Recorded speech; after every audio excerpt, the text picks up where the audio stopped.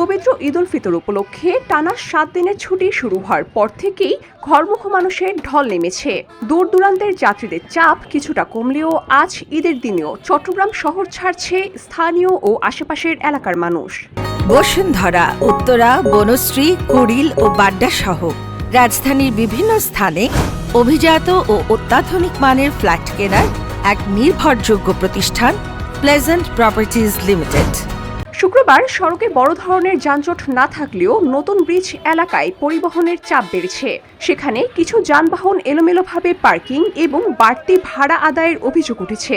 যাত্রীদের অভিযোগ, সিন্ডিকেটের মাধ্যমে অনেক গাড়ি স্টপেজে দাঁড়িয়ে রাখা হয়েছে এবং অতিরিক্ত ভাড়া দিলে তবেই ছেড়ে দেয়া হচ্ছে। ঈদযাত্রায় ব্যস্ততম এই মহাসড়কে মাঝে মধ্যে তীব্র যানজটে পড়ে ভোগান্তিতে পড়তে দেখা গেছে ঘরমুখো মানুষদের। অনেকে বাড়তি ভাড়া আদায়ের বিষয়েও ক্ষোভ প্রকাশ করেছেন। 350 টাকা, 250 টাকা এরকম আমরা কারোর থেকে ভাড়া নিতেছি না, কারোর থেকে কম নিতেছি না। 250, 350 এরকম আমরা নিতেছি। আমাদেরটা উঠল আমার লোকাল বাড়তি কেউ নিচ্ছে না। এগুলো একটু দাম, এগুলো একবার এখান থেকে যাত্রী আরো আমাদের রেট ভাড়া দিতেছে না। 150 টাকা ভাড়া আমাদেরকে দিতেছে 100 টাকা। আমিরাবাদ এখানে সরকারি চাকরি লেখা আছে 150 টাকা, 160 টাকা। আমাদেরকে যাত্রী এমনি এই আমাদেরকে ভাড়া দেয় 100 টাকা, 120 টাকা।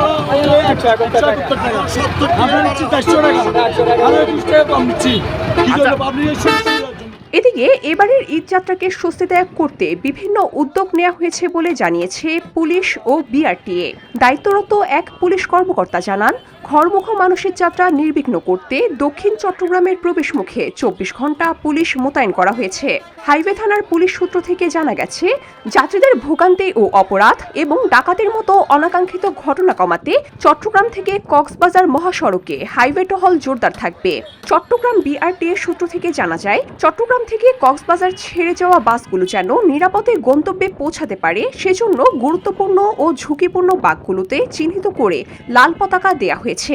এসব স্থানে সার্বক্ষণিক নজরদারি জোরদার করা হয়েছে। পাশাপাশি বিআরটিএর টানা মোবাইল কোর্টও চলমান থাকবে। VOD Bangla news desk.